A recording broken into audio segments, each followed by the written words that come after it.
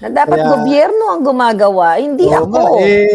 kanina, nahihiya naman ako sa inyo na abalahin kayo, kaya kanina,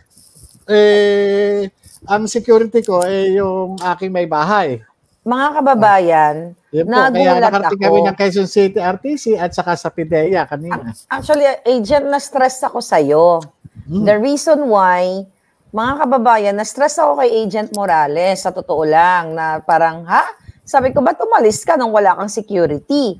So, umalis siya, wala siyang security, hindi siya nagsabi, at ang inyong may bahay lang talaga. Seriously, na ano po ako, nabigla ako talaga. Dahil, syempre, di ba, we want to protect you.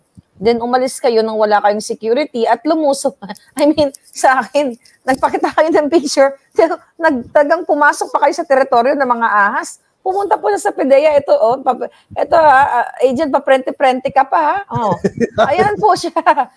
Sa totoo, na-stress ako sa inyo dahil, nag-provide tayo ng security, tapos pumunta ka sa PIDEA, naka-prente ka pa, at feeling ano ka dyan, parang walang death threat.